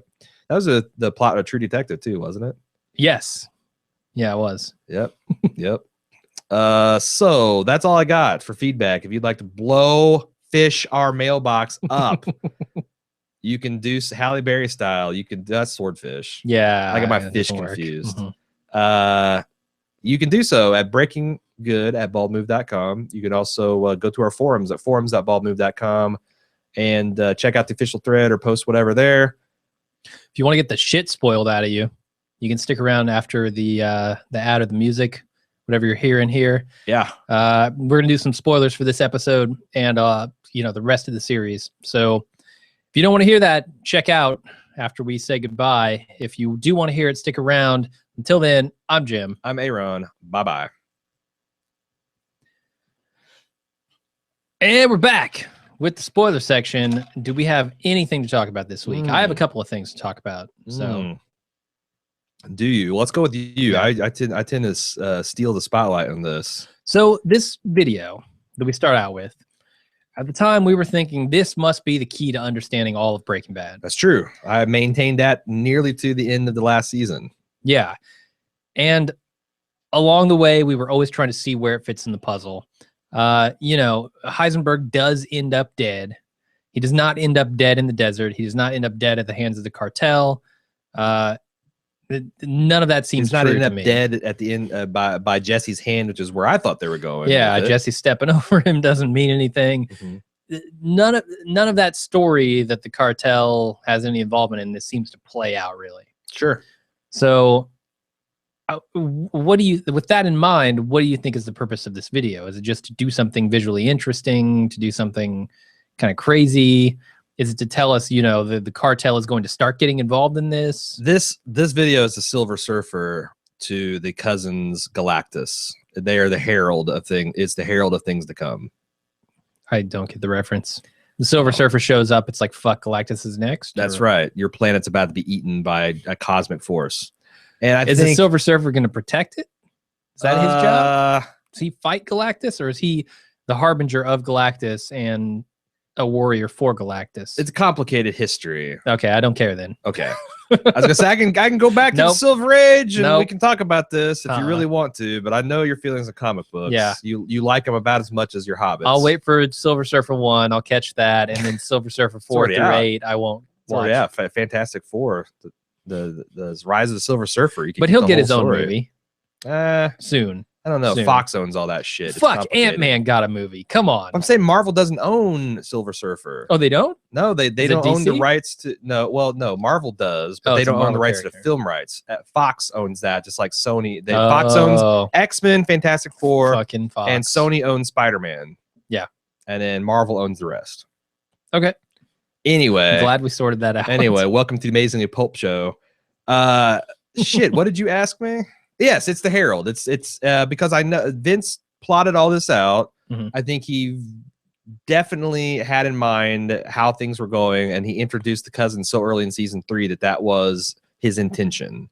So he had the luxury of completely architecting this and setting this up and introducing characters in a really interesting, novel way and plot lines that were going to. So I totally think this was a great way to foreshadow, and it's the rare intentional foreshadowing. It wasn't strip mining of the past. Yeah, and it's classy and arty and cool and worked on every level for me.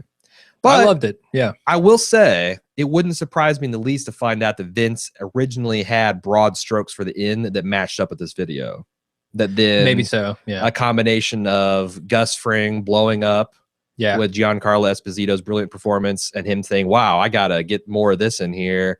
And, making it more about Hank and Walt and involving the neo-Nazis. It's easy to imagine a world where Gus was just a chicken man and never had the long-standing feud with Don Eladio, where the cartels remained the big bads until the end of the series. Yeah, that's the thing. Like, I felt even with Gus's storyline after he killed Eladio, I thought that Gus was going to be the big bad overall and the guy that maybe took out Walt. Sure. Because he was the only guy who we'd seen who had been Walt's equal to that point. Yeah. Or in the Better series, than arguably Walt, ever. Yeah. So yeah, I could definitely see. And I thought, they had the stuff with Juan Bolsa and how like all this stuff was Gus versus the cartel, and he had some connection to Chile. Like, I thought they were going deeper with that stuff for the Pinochet cartel regime, but then the cartel took a back seat in season 5 completely. Oh yeah, it's not even mentioned. And it's kind of sad because the neo-Nazis weren't as cool. I like Todd. Did you? Yeah. Eventually, not right away. I mean, I still think the ending was brilliant, but the neo-Nazis are just such a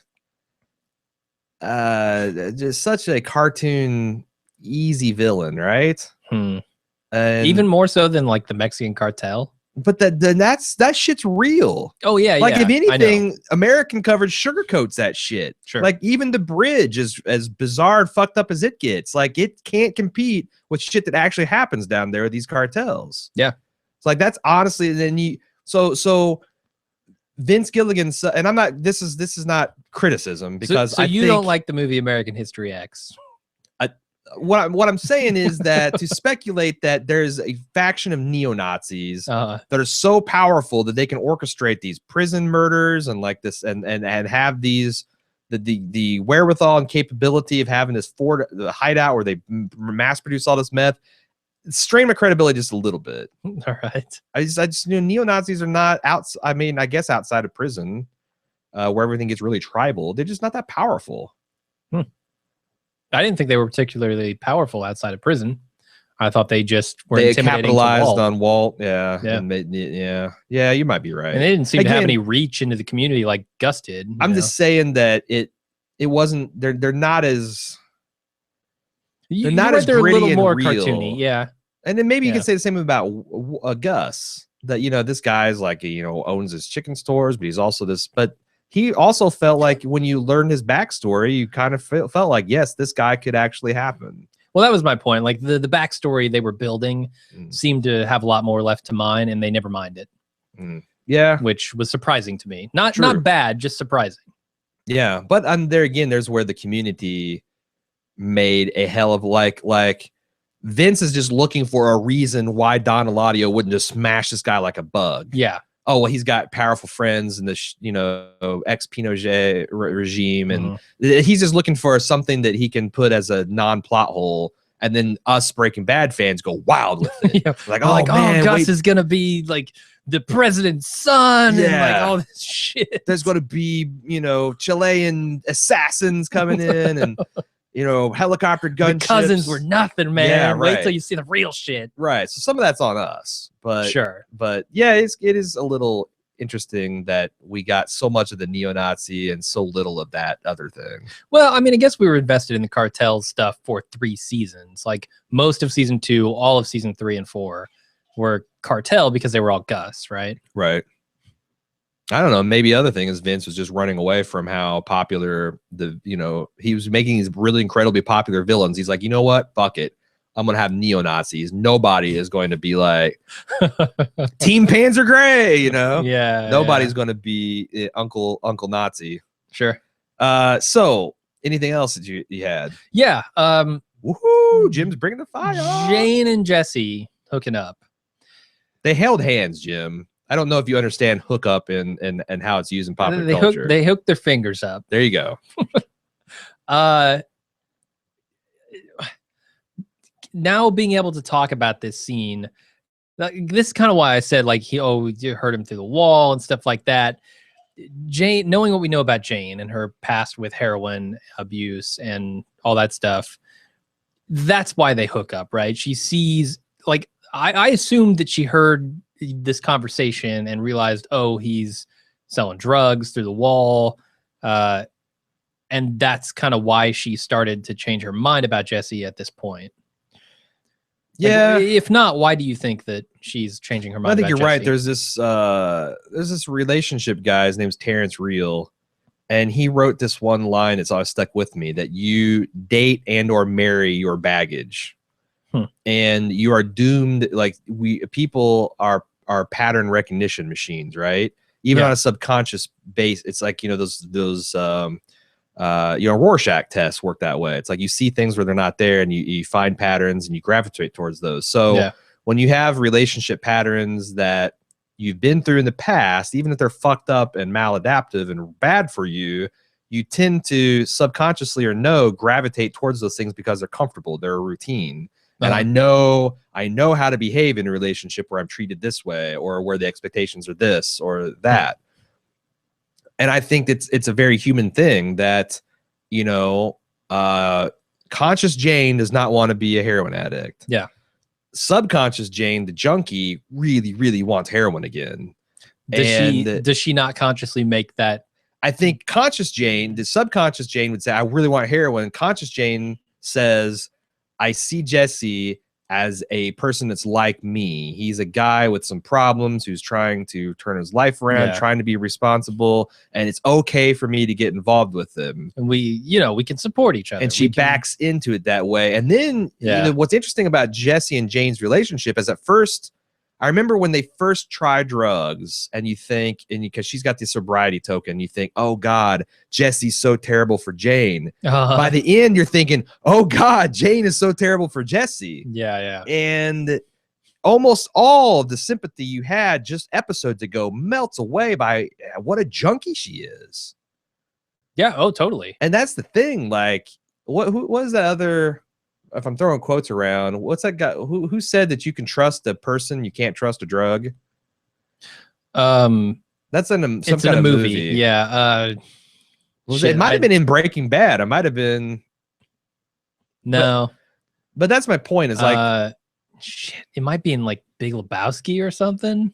Yeah. But that's my after seeing so much stuff, and you know, unfortunately, I've never been. No, it's Johnny Depp in Fear and Loathing. Fear and Loathing, yeah. Fear and Loathing. So like I've been blessed by not having the huge destructive drug influences in my life. Mm-hmm. But I've Hunter watched S. Thompson. People will correct me if I think it's actually Johnny Depp who came up with that. Yeah. You know, the famous Gonzo writer, Johnny Depp. Right. I think that I've seen enough fiction and I've read enough memoirs where a person on drugs in the throes of addiction is not the same person that you knew and loved before. And that was really banged home for me on the Nick, where you saw this, you know, very respectable person just being destroyed by drugs. And that's, I think that's super interesting that they, instead of meth, they illustrate the story through heroin. Okay. Yeah, no, I don't know if I answered your question or not, but that's my thoughts on it. Yeah, I wonder if it's also a little tied up in Walt coming to his door and pretending to be his father. Yeah. That might also have struck a chord with Jane. Certainly. When we know now what we know about her father and her relationship with her father, she's instantly skeptical of and on the side of the person on the other side of that door, rather than the father figure, you know, knocking and being super self-righteous. And although you would think that maybe, because it seems like she's appreciative of her father's efforts. She's glad that she's clean and sober. So it could have just as easily gone the other way, where she's like, yeah, I'll open the door if he's in there on a drug bender. That's no way to live. I've been there. Yeah, maybe. They have a very complicated relationship for sure. Indeed. Anything else? No, that's it. All right.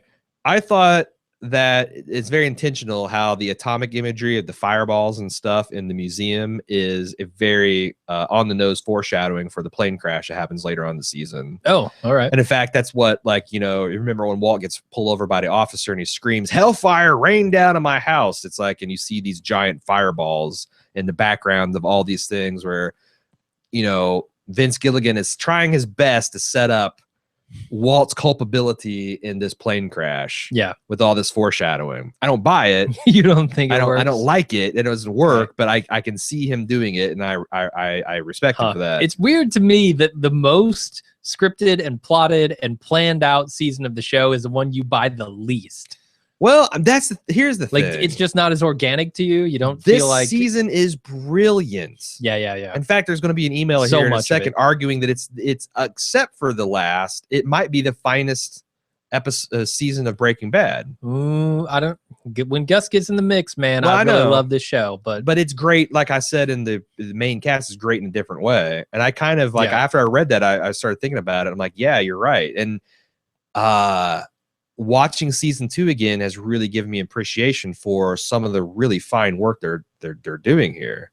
Yeah, the stuff with Jesse and Jane is inarguably great.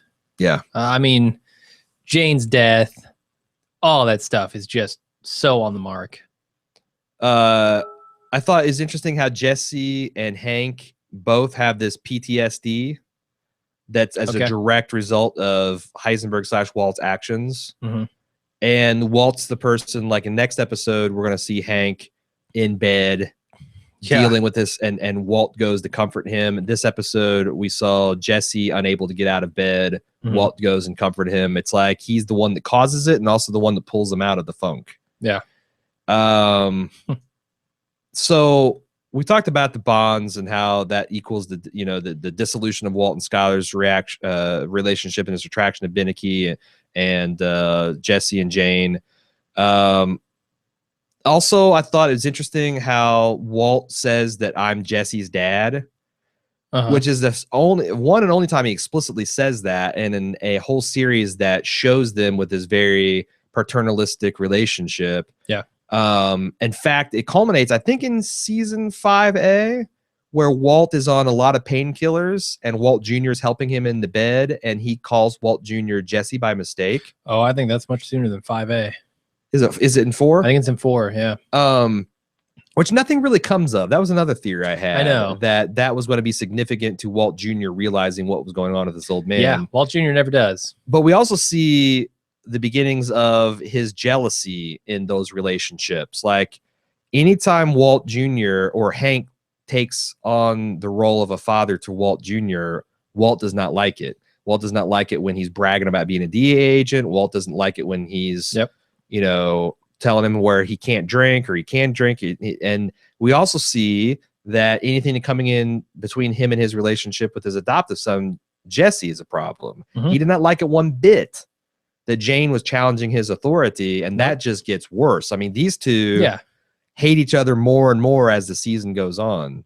Oh, yeah. Culminating into one of the jaw-dropping moments of Breaking Bad. One of the moments where I think a lot of reasonable people would say, well, that's where Walt truly becomes Heisenberg, when he allows he could save someone and chooses not to because it suits his own selfish needs. Lots of arguments can be had for that. I'm sure we'll get it during and lots of arguments against it. He didn't cause it. He was kind of doing Jesse a favor. There's so many shades of gray in there. Yep. One thing I appreciate about Arya on the Serial Bowl is that he pointed out that there's this thematic knocking, and it starts out as kind of like a joke in the first episode of the season where Walt's banging on Jesse's door trying to get his attention. We see it happen in this again, and then towards the end where he's trying to, and he's in the throes of heroin addiction, he's trying to it becomes more and more tragic. It starts off as kind of a funny visual gag, or like, oh, look, Jesse's being an irresponsible junkie again, but it gets like desperate and real towards the end. I thought that's a good point. That's all I got. There's actually tons more if you go to serialbowl.com. Of course, I'll always, I link it in every episode. He had like 6 pages of stuff for this one. So good stuff there if you want to check that out. Jesus. I've got Jesus Malverde, which I think means Jesus Bad Green. Bad Green? Bad Green. Malverde. Tom M said, I recently caught up on the end of Boardwalk and listened to your commentary.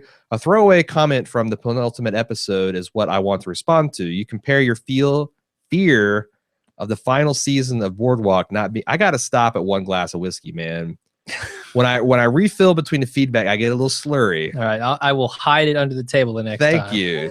Save me from myself, man. Don't just watch me roll over in my own vomit over here.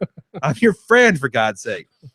You compare your fear of the final episode of Boardwalk being not up to snuff with the rest of the series in a similar way to The Wire Season 5 and Breaking Bad Season 2, in which they can invite criticism and comparisons to other shows and attempt to dethrone it. While I can't defend The Wire Season 5 as anything but a letdown, albeit still better than most of television, after spectacular seasons 3 and 4, Breaking Bad Season 2 is actually my favorite season of the show.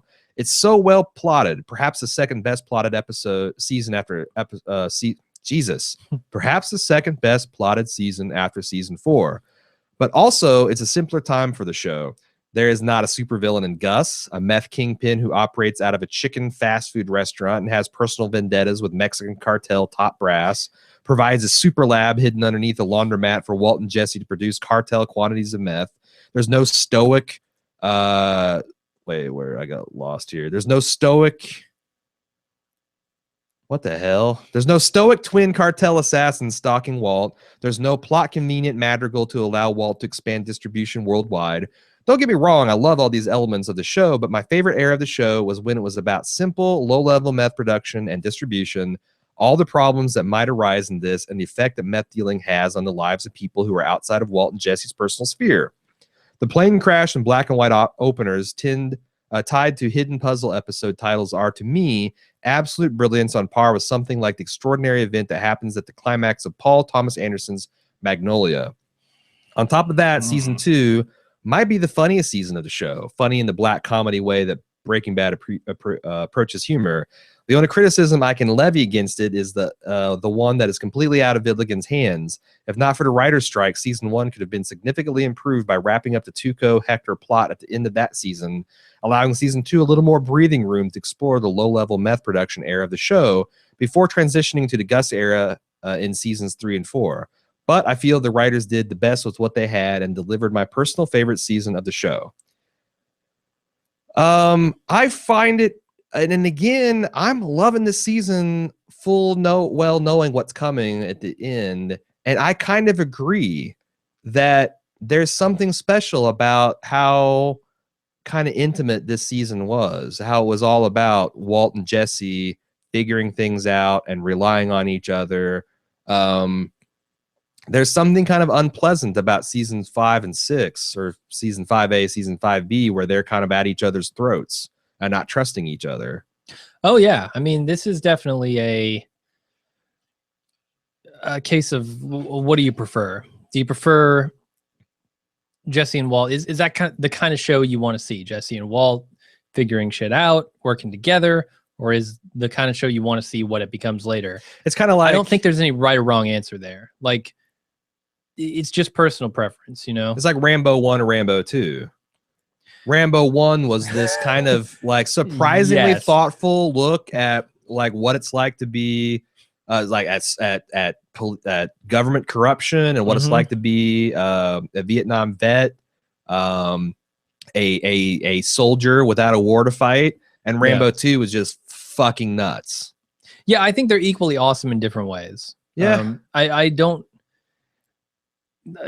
know that an entire series of 5 seasons with Jesse and Walt being, you know, buddy is going to work.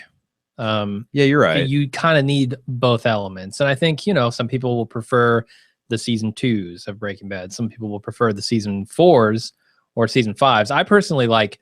I think season 4 might be my favorite season. The stuff that the battle between Gus and Walt is just epic, in my opinion. Season 5 is great. Don't get me wrong. Season 2 is great. Like, I struggle to find a season that I don't like. Season 3 is where it's like kind of meh. I think I accidentally lucked into a nice comparison there because Stallone does that a lot. Like Rocky 1.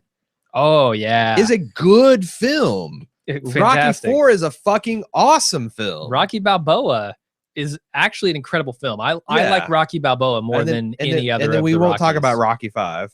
But like the same thing with the Rambo stuff. Like First Blood is a really surprisingly good film. Like I remember I watching it and I got on Facebook and I just started talking to people. Like I really was not prepared for how good this show was. Like this movie was really thoughtful and interesting and not just a meathead stupid role. But yet, you know, Rambo 2 and 3 have their charms as well. Which is better, Rocky or Rocky 4? Which is more entertaining? Yeah, I don't know. It's just what do you personally like more? And so I'm not going to say that he's wrong. Yeah. I'm not going to say that I'm right, but I see where he's coming from. And season 2, I freely it is very well plotted. That I'm completely irrational about the ending of season 2. It really is hard for me to swallow. And it unfortunately happened at the end of the season where I had a whole year to think about it and stew about it. Like, you know, kind of like the Fishnado in Fargo. If that had been the season climax, I would have felt I don't think I would have gotten over that either. I'd still be talking about it. But even though that's a real thing that does happen, you were still up in arms about that. You're right. A fishnado is actually more likely than two airliners crashing over the hero's backyard. Much more likely. Orders of magnitude more likely. Definitely. But if it had been in the middle of the end of the season and it didn't have like 6 episodes to make up for kind of like that bullshit, I would have felt differently about that season too. So I've really enjoyed my rewatch of season 2, and I know the best is yet to come. Like this Jane and Jesse stuff is fucking awesome. It's incredible. And the introduction of Saul and Combo getting blown away. Yeah, man, I forgot we're getting Saul next episode. We're getting Saul, and the Combo gets killed. That's amazing. That happens in season 2, right? Happens next episode, man. Combo doesn't get killed. No. Badger gets arrested, which is why we bring in That's Saul. Right. Okay. All right. But no, Combo and gets killed by a little kid. Like there's some really heavy hitting shit. Jane dying, like there's a lot of really cool stuff to come, and then it just keeps building and building and building, and then the plane crash. So yeah, for me the climax of the season is Jane dying. I think it slides a little bit toward the end. I agree. I agree. I don't think it slides, off the fucking cliff, but I think it, there's a crescendo in the mid-season with Jane dying, and then it kind of tapers off. No, that's one of those things where when you first watch the first time, you like just have your hand covering your mouth because it's just like, wow. I can't believe Walt is going to let this happen. Yeah. I can't believe what I'm seeing. Because you're so used to like the hero seeing that and then starting to leave and then coming back. But for him just watch the whole thing happen, it's really, really brutal. And I also think that they set that up a little bit here, right? Like when you were talking about Walt's like reaction to what Jesse did, what he thought Jesse did, which is kill Spooge. He, like I said, was kind of scared by that. Yeah. And so when he goes and does roughly the same thing that Jesse did here, which is watch somebody get killed. Yeah. It hits home extra hard. Indeed. Thanks, Tom, for having me really think about it, because I think you said what you said about season 2 and the intimacy and how it was small scale and that was more entertaining than some of the big cartoony stuff that happens later. I think you're right on. I can definitely see if you can look past. Honestly, if it wasn't for the plane crash, I might be right there with you, thinking like, man, season 2 versus it'd be a much harder thing in my mind. Season 2, season 4. Because I think 4 is probably my personal favorite. 4 is my favorite. It's hard to not say 5 isn't because it ended so well, but 4, that thing with Gus, man, was ridiculous. It's tough to not just say 5 because of Ozymandias alone. Like, holy shit, what an episode. Neo-Nazis and Lydia do not equal Gus Fring. I agree. Gus Fring is he's Darth Lydia fucking Vader. In no way was an equal to Walt. No. Gus Fring... She was a rabbit in pumps. Was an equal, if not a superior, and I love the fight between them, the struggle. Right. And you had Jonathan Banks as his I mean, it's just so good. So good. Season 4. Mm-hmm. All right, man. I feel like we did this episode justice. I think so. We'll be back next week with episode 208. Yeah, we will. Better Call Saul. A lot of Better Call Saul this season. A lot of Better Call Saul. All right. Thanks, everybody. We'll see you next time. Bye-bye. That was like a 2-hour episode, right? I don't know. Was it, audience? Tell me. Oh yeah, we're still in this thing. I just wanted to I know. It's the opposite of drop the mic. It's raise the mic. Get out of here. Get out of here. Thanks for watching. And thanks for supporting us. Mm-hmm. And we'll be back tomorrow with the Lunch with Jim and Aaron. I need to schedule that. So we'll see you then. Bye-bye.